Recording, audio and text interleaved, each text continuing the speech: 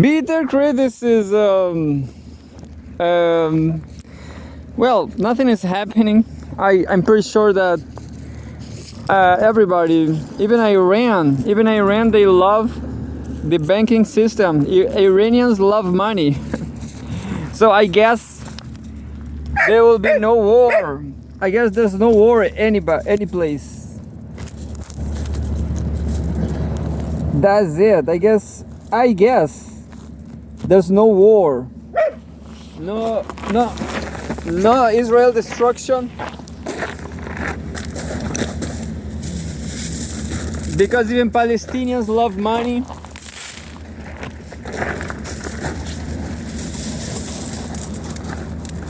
Palestinian loves money instead of life. But who knows? Just let's read some news. Would you?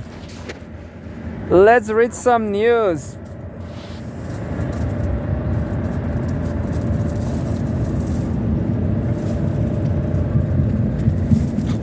So Al Jazeera, I guess. Well, CGTN, I forget about CGTN a little bit because Taiwan is in peace.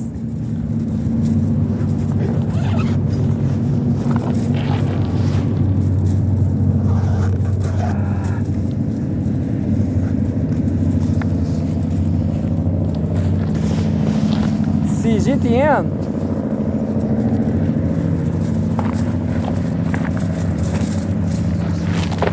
CGTN, there's no war in Taiwan. That's why I forget about CGTN, but let's read what? Let's read Russia. First, let's read Russia. What they are doing against Ukraine. Russia Today. Video shows Russian civilians flee under gunfire during Ukrainian attack. Pair driving near Sudza town in Kursk region are seen in dash cam footage, dodging bullet and anti-tank mines, frantic escape. So a video, Zelensky aide reveals goal of cross-border raid.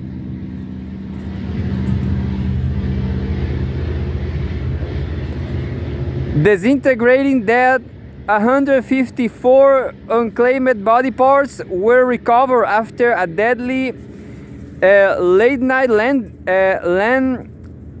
landslide.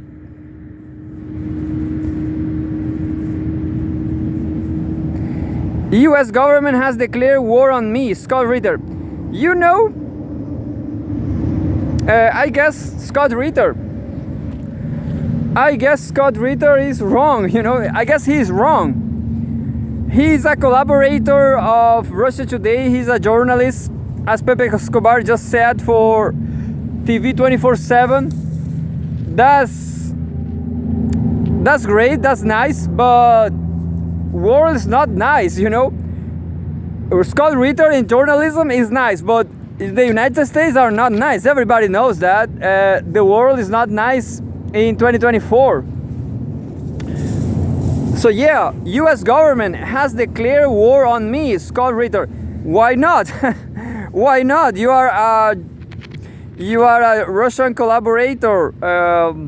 Anyway, no, you know, it's all US NATO fault, but it's just the world like it is. The Russia Today contributor's house was raided by the FBI on Wednesday. We have a photograph of Scott Ritter, the future US president.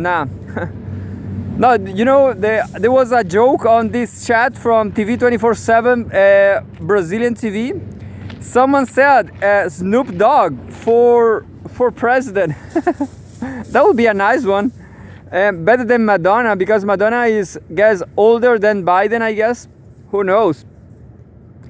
Former U.S. Marine turned journalist Scott Ritter. Former U.S. Marine turned journalist Scott Ritter has accused the U.S. government of committing an act of intimidation against him for his journalistic work after federal agents and state policy executed a search warrant on his house in New York State on Wednesday. In a video statement on his Telegram channel on Thursday, Ritter, who is also a former UN weapons inspector, said that the warrant was based upon suspicion that he had violated the Foreign Agents Restriction Act. The authorities appear to be primarily concerned about his relationship with Russia Today and the news agency Sputnik. He added, according to Ritter, the FBI agents accused him of working on behalf of the Russian government and receiving directions from the two Russian outlets while being compensated for his contributions. On behalf of the Russian government, according to I'm going to read again. According to Reiter, the FBI agents accused him of working on behalf of the Russian government and receiving directions from the two Russian outlets while being compensated for his contributions. Maybe this is the military sphere, but who knows? Who knows? You know, this got to do with the clauses of his contract as a USA inspector. I don't know how. Yeah, that's interesting, but I guess there's not here in this very article. What about if there are some legal issue there on his first contracts as a U.S. Marine? I have zero idea what looks like how a U.S. Marine contract looks like. Ritter stressed that he was not a foreign agent and pointed out that he gets compensation from any journalistic entity he provides content for. Ritter also dismissed as absurd in the extreme the accusation that his articles and podcasts were designed to manipulate the opinion of the American people on behalf of the Russian government. He called the raid an act of intimidation by the US government designed to have a chilling effect and to discourage him from further cooperation with the Russian-based media outlets, Ritter said. There isn't a snowball's chance in hell that I will back down because I'm doing nothing wrong, he stated, adding that he is an American citizen holding my government accountable and exercising the rights given to me by the Constitution. Ritter went on to say that the US government has declared war on him, on his ability to write, to speak, and to interact with the American people and the broader international audience. It's not a war. It's not a war I plan on losing, Ritter concluded. Ritter is a former U.S. Marine Corps major who served as a UN weapons inspector in Iraq during the 1990s. He opposed the 2003 US invasion, insisting that Saddam Hussein's government did not have weapons of mass destruction, and Washington claimed it at the time. So yeah, Scott Ritter, who knows about America? You know, my opinion, American people, they are not innocent, you know. Some may say that American people are innocent, they know nothing about nothing. They are completely naive and innocent, but I don't think so, you know. I guess every single person who even fly to America, to the United States, I guess they know very well about what America did in the 20th century, in the 20th century. I guess they know. I guess they know. So people bad, you know. Even let me tell you, even Pepe Escobar, everybody, even every single journalist. I will criticize journalists. I'm not a journalist, you know. I'm more like a militant. I'm a revolutionary. Yeah, I'm a Trotskyist. But I'm cool, you know. I'm cool if the left lost. I'm cool, you know. I will not desperate myself. I just keep going, keep walking, you know, drinking whiskey and keep walking. That's it. So I guess people like Pepe Escobar. I'm sorry, Pepe, but journalism, they are like immoral. They are always betting on everybody. Like Pepe Escobar, in my opinion, at some point he bet on the United States of America. Yeah.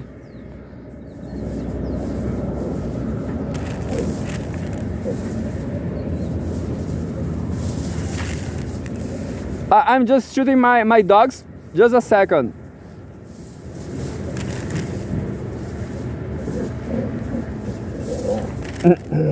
My dogs are fine.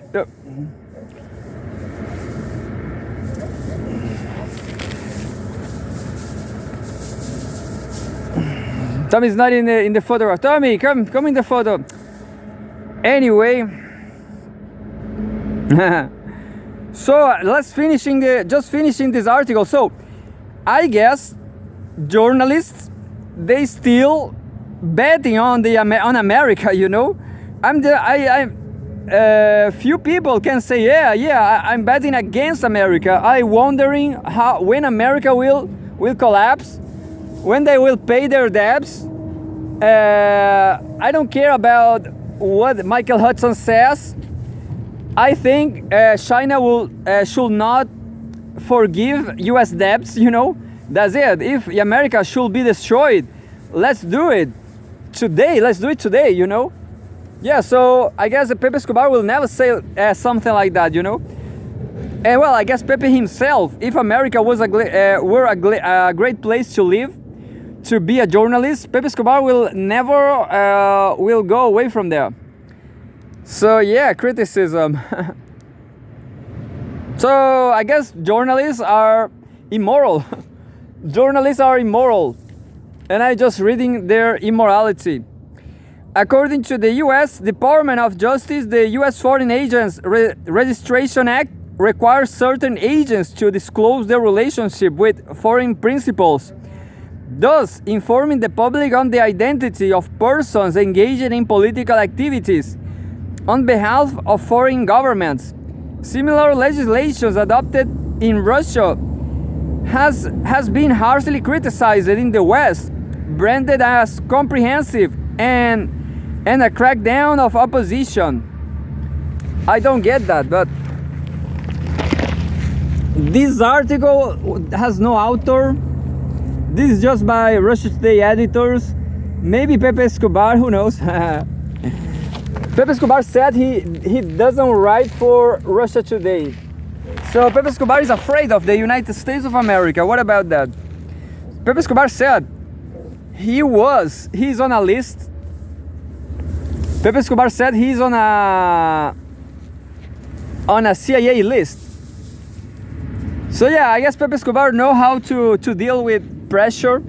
He just fled to ASEAN region.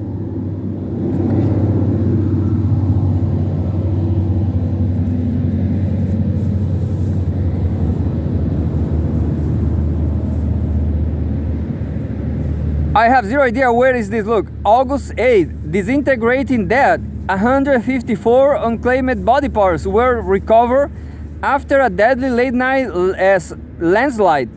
Locals are reeling after a deadly landslide whipped out to villages in the upper reaches of Kerala's Western Ghats. But the political blame games in India have already begun.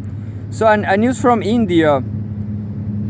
154 unclaimed body parts.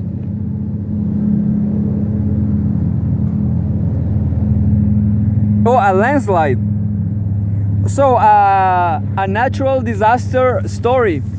I don't care. I'm sorry. Look, another news from Russia today. August 8, Zelensky aide reveals goal of cross-border raid. Kiev wants to instill fear into Russian as they don't react to anything else. Mikhail Podolyak has claimed. We have a photograph from Mikhail Podolyak. I don't know who is him.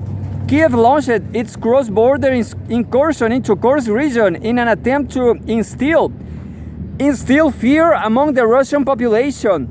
A senior aide to Ukrainian leader Vladimir Zelensky has said.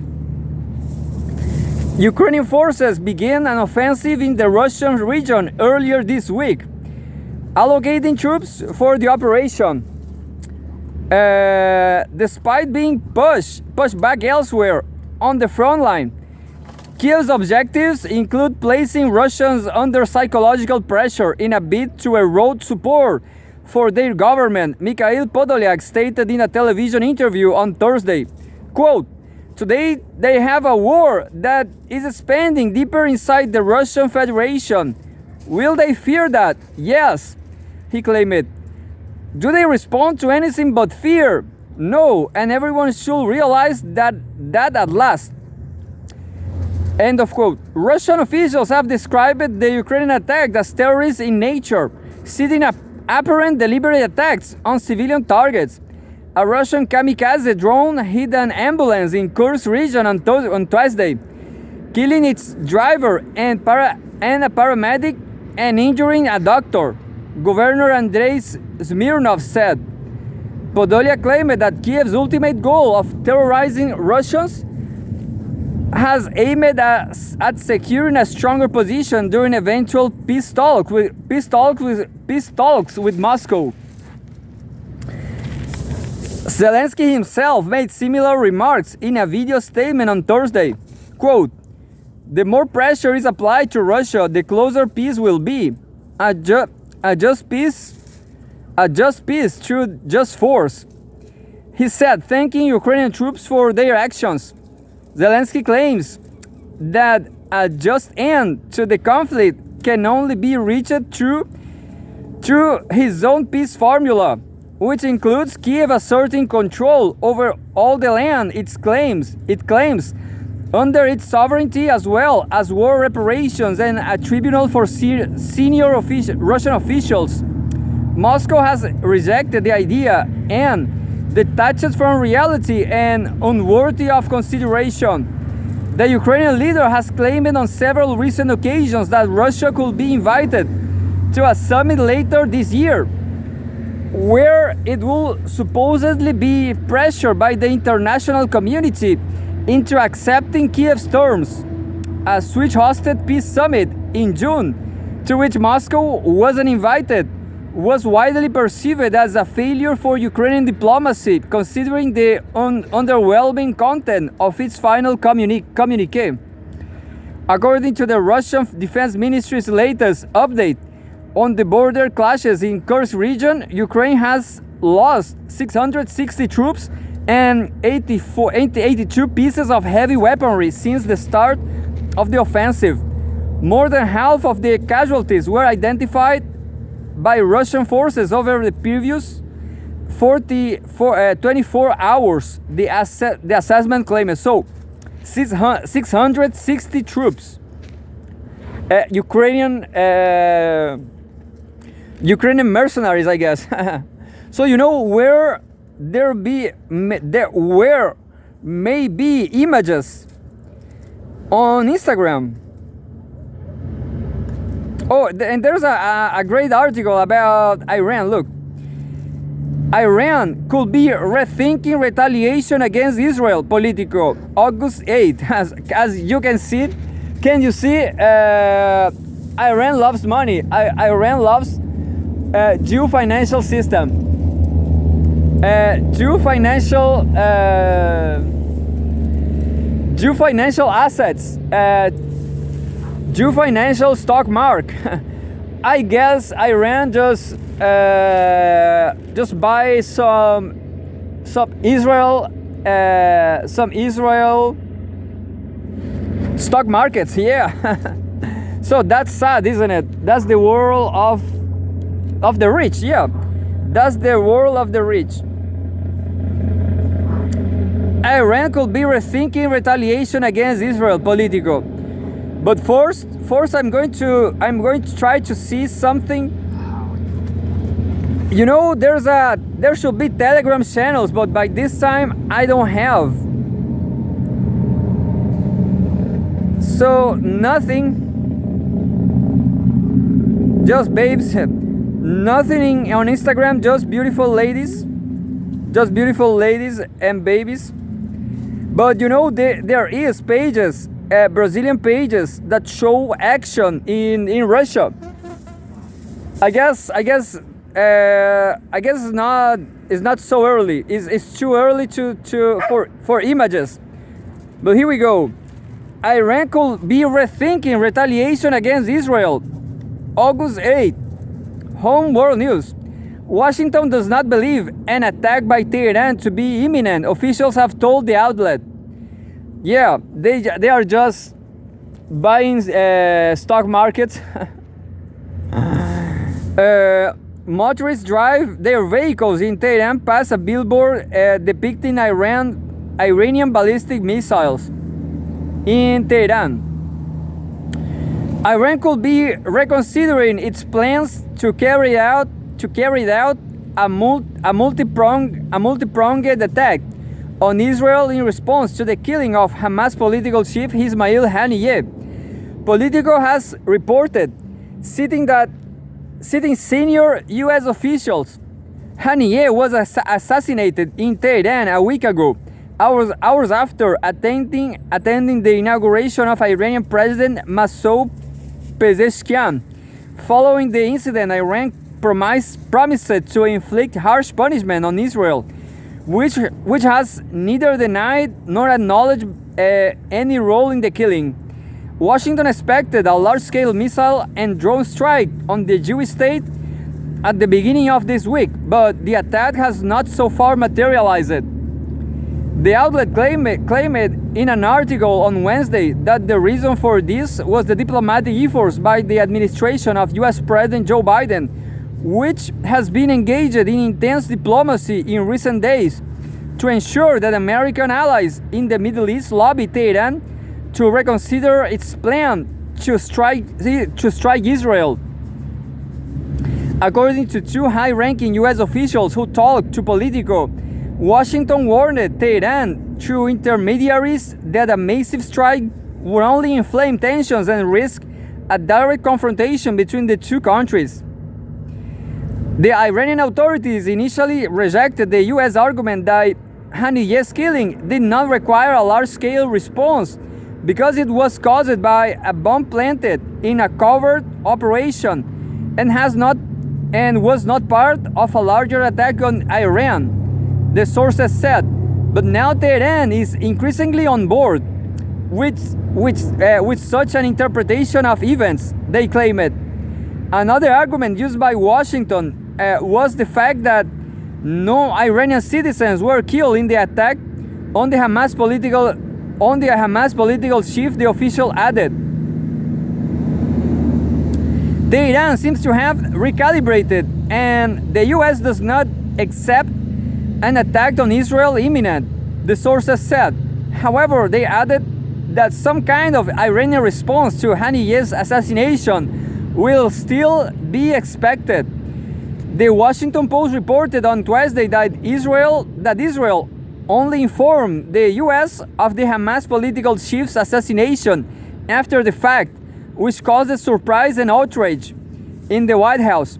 Speaking at the extraordinary meeting of the Organization of Islamic Cooperation in Jeddah, Saudi Arabia on Wednesday, Iran's acting foreign minister Ali Bagheri Kani called Haniyeh's killing only one example of the terrorist crimes of the Israeli regime in the region and beyond.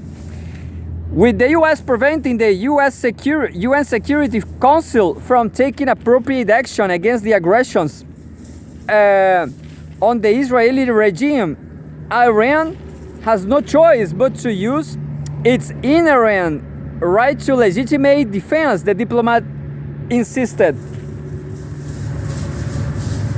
So, just like I said, Iran is buying Israel's stock market and doing good business. You know, if Israel only want a Palestinian land, that's not problem for Iran. Iran in the future could be great partners of craziness. Why Jew people, why Zionists, they want so badly Palestine? Because of Bible, because of the Bible, because of craziness.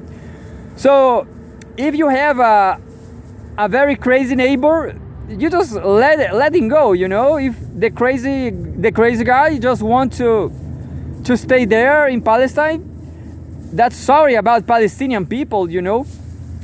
In the first place, I guess it was Egypt. I guess it was the Pharaoh people, the Egyptians, and that's it. So Palestinians should show the world why they are standing for. That's the question. The Jews, they resisted centuries. The Jews resisted centuries. Yeah, I'm turning into a journalist. The Jews are so great. They are, well, you know, my great grandfather was from Italy, from Sardinia. He was from there. Things were not so great there because of Italian unification war. He take a ship to Chile. Right here is not so great. I've been in Brazil too. Brazil is not that great too. That's the whole truth about South America. United States is not so great neither. I put my bets on Hainan, China. What about Hainan? Darwin, Australia. That's my bets on life. Because I love tropical fruits like cupuaçu, pitanga, genipapo, and mangaba. It's not manga, it's mangaba. Anyway, so that's it. Maybe Palestinians should take a walk from Gaza, from Palestine. That's it. That's the end of Palestinians, my opinion. They should come with me to Hainan. Why not Hainan? Hainan will be better, you know. Darwin, Australia will be better, I guess. So let's go to Australia, guys. You're my friends. I love you. I'm not Zionist, you know. I just, you know, some crazy guy take your home. What about that? And the world loves this crazy guy. So who wants to make the finances of the world? Nobody. Just the Jews, you know. Maybe I won, but I don't like too much mathematics. That's the question. I just like journalism, languages, dogs. But I know something about money, you know. I know something about money. So next one. Yeah, I guess that's the end of. That's the end of Palestine. That's the end of Palestine. I will post something like this. The end of Palestine. It's too short. The end of Palestine. Yeah. Anyway.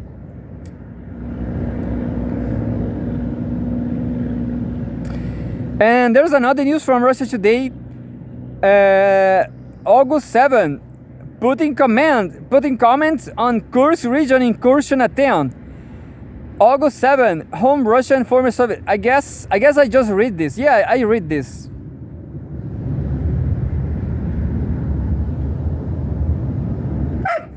Maybe I will read again. Yeah, I guess I didn't read this. Putting comments on Kursk region incursion attempt. Kiev has been indiscriminately attacking civilians, the Russian president has said. We have a photograph of Putin. Ukraine has conducted its latest large-scale provocation against Russia by launching an attempted incursion into Kursk region, President Vladimir Putin said on Wednesday, Ukrainian forces are conducting indiscriminate fire from various types of weapons, including rocket weapons, at civilian buildings, homes, ambulances, Putin said at a government meeting.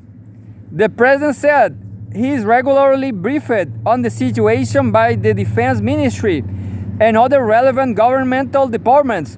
He is also in touch with acting Governor Alexei Smirnov and has pledged additional support for the Kursk region administration to help it deal with the emergency.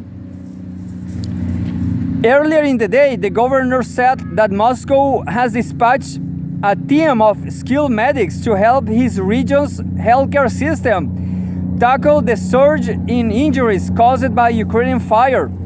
Kursk emergency services will also be bolstered by additional hardware necessary to address the damage.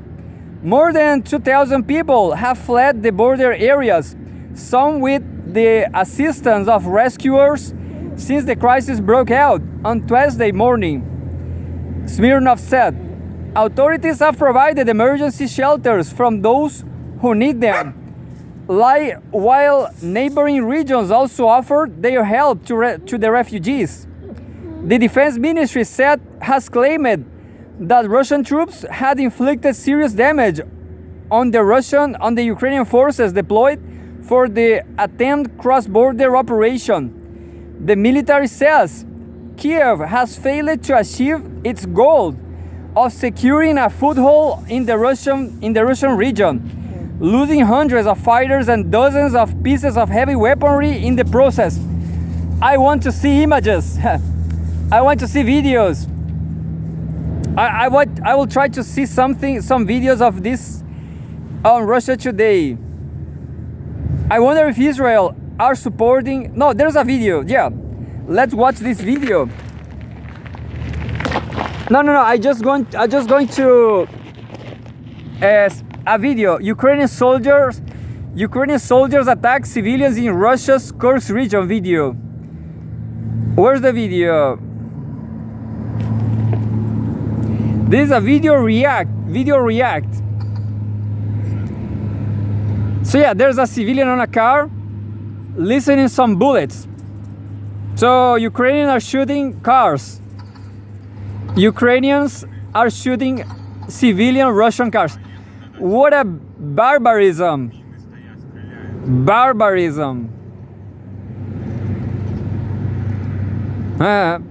Oh, there's the Telegram. Look, let's go to the Telegram right away. Telegram, Rodnaya Sutcha. I'm going to read this article. Look, Ukrainian soldiers attack civilians in Russia's Kursk region. Video. Pair driving near the town of Zutsha are seen in dashcam footage, dodging bullets and anti-tank mines in frantic escape. They are escaping bullets. Dramatic dashcam video footage filmed just outside the Russian town of Sutsha in Kursk region shows a car dodging Ukrainian anti-tank mines and then small arm fire as an exasperated driver and his passenger flee for their lives. Since Thursday morning, Kiev's troops have been clashing with Russian army and border guards in a bid to push deeper inside the border region. The footage was filmed from inside the vehicle as it approaches Zucha from the northeast. Russia Today's analyst has established it shows a three-way roundabout just north of the city and other features, including a sign marking the entrance of the town. As the vehicle approaches the junction, a burst of gunfire can be heard, and the two people inside the car become concerned. Seconds later, they pass an abandoned car with its driver's side window seemingly riddled with bullets and what appears to be anti-tank mines dodging the road. Anti-tank mines against civilian cars. What a vandals, what a barbarian. Anyway, events then go into overdrive with more gunfire going off, and the driver desperately making high-speed maneuvers trying to escape danger. He first tries to drive towards Zucha, but then changes his mind and makes a U-turn to dart through the dangerous part of the highway. They just pieced to flee in the opposite direction. Some of the bullets apparently hit the vehicle in the process, judging by comments that he and his passenger make. The video was apparently recorded by a phone used as a dashcam and was published on Thursday by a local media outlet covering news in Kursk region. Rodaya Zucha, native Zucha in Russian. The outlet said the events has occurred earlier in the day. It has released some other videos, including one apparently filmed at the same general location. The source telegram, Rodaya Zucha. This other group of people traveling by car had to avoid mines when leaving Sucha. They were discussing the threat of Ukrainian drones and having witnessed dead people in the streets. Their car passed multiple damaged civilian vehicles, some burned out, but they were not directly attacked. Mikhail Podolyak, a senior aide to Ukrainian leader Vladimir Zelensky, said in an interview on Thursday that Kiev's goal was to instill fear in the Russian population, hoping that it will undermine support for their government. Quote, do they respond to anything but fear? No, and everyone should realize that at last, he said. Well,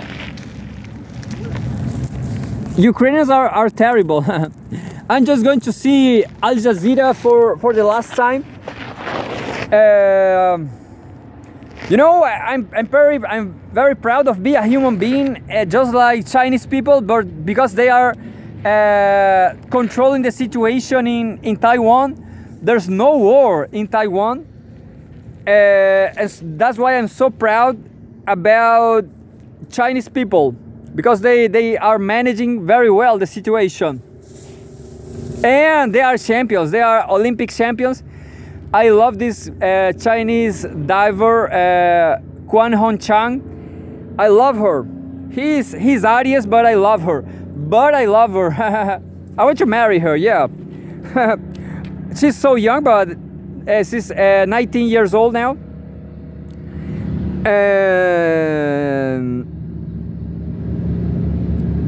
At least 15 killed, 30 wounded in Israeli bombing of 2 schools in Gaza.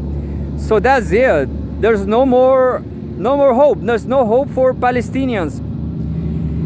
Paramedics still carrying out rescue efforts after Gaza City attacks.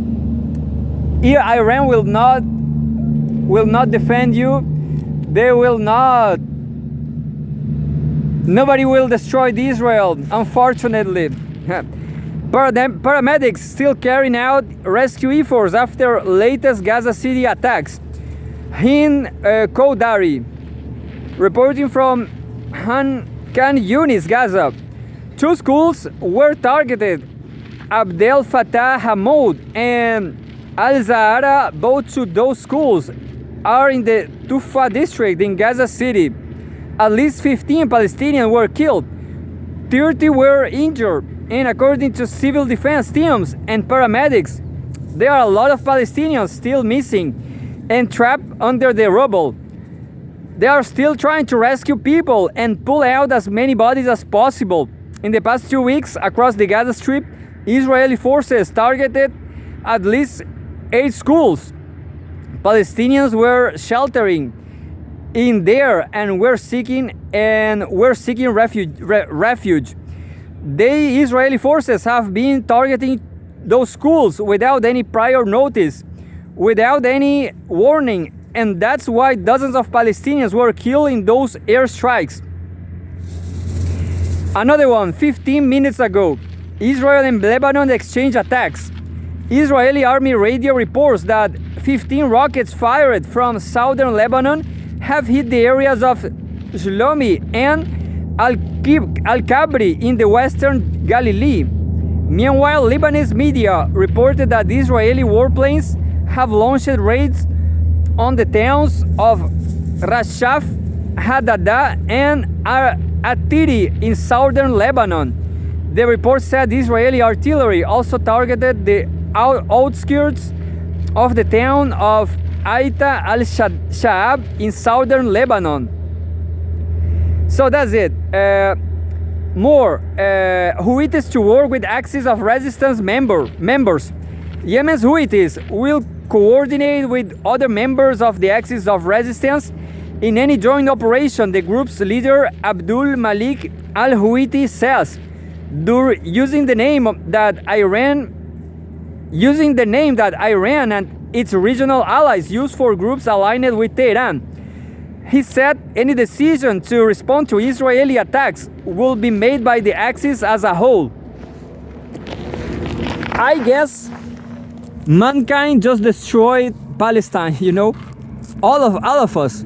Just buying bread, just doing anything, just taking a bus, just pulling gas on a gas station. We are all supporting Israel and destroying Palestine, and that's it. We just do it, you know. That's past, my opinion. And well, it's capitalism. Capitalism destroyed Palestinians. Capitalism destroyed every single people in the world. Every single. What's the opposite of sedentary? I don't even remember. What's the opposite of sedentarism? I don't remember. What's the opposite of sedentarism? People who walk, who hunter gatherers in everywhere, in the Arctic, the Inuits, everybody in Amazon. So capitalism destroyed all the people around the world, and the only thing we can do is yoga. Yeah, the only thing we can do is yoga. And as for, well, maybe communism, yeah, let's try communism again. Free Daniel Jadwe.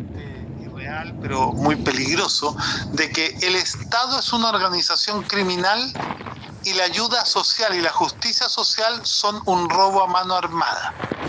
Mira lo que está pasando. Los dueños de la democracia burguesa y de la institucionalidad burguesa, los que ocuparon durante más de 100 años, durante más de 50, ¿no? Los últimos 50 años, al Estado como instrumento de dominación de la política neoliberal para evitar cualquier cambio, hoy día desechan, ¿no?, la estructura y la democracia burguesa, hoy día desechan la institucionalidad burguesa y aparece la izquierda tratando de defenderla porque trata de agarrarse a lo poco que queda. Pero claramente aquí hay una notificación que tiene que ver con lo que está pasando en Palestina también, César. Nos están notificando que toda la institucionalidad de la dominación burguesa, tanto a nivel internacional como nacional, es decir, estamos hablando de la estructura de Naciones Unidas con el derecho internacional, con el derecho, con los derechos colectivos de los pueblos, ¿no? Y en el ámbito nacional, la democracia burguesa con todas las constituciones neoliberales, con todas las leyes neoliberales, dejaron de operar porque ya no les sirven al gran capital para seguir acumulando. Y hoy día, como esa forma de democracia ya no asegura las tasas de ganancia del capital, dan lo mismo, hay que destruirla y hay que pasar a algo mucho más radical. Y ahí tenía un Milei que sale a reprimir que sale a quitar todo lo poco que quedaba del estado de bienestar social, que sale a destruir todo lo que promueva una base mínima de dignidad para la población de su país, y plantea incluso que el Estado, es decir, la superestructura política del capitalismo, el Estado Nacional, es una organización criminal. Y vuelvo a reiterarlo, hay que tener mucho cuidado porque tiene seguidores en Chile que pretenden ser gobierno, ¿no? Pero Milei, querido Daniel Jau, ese maquillaje no está haciendo absolutamente nada que él no haya prometido. Él está siguiendo estás completamente equivocado. No, estás completamente equivocado. Porque él dijo que el ajuste lo iba a pagar la casta y no el pueblo. Y el ajuste lo está pagando el pueblo, y la casta se acaba de subir el salario de una manera increíble. Y sus ministros y sus agentes de gobierno y el Senado se subieron el sueldo. Por lo tanto, toda la inflación que va cerca del 100%, toda la pérdida del poder adquisitivo, no lo está sufriendo lo que él llamaba la casta. That's it. The best analyst in Chile is in jail. He has Palestinian heritage. He's a Palestinian descendant. And well, so sad. He's in jail of... Ah, Tommy! Ven, Tommy! Aquí! Venga!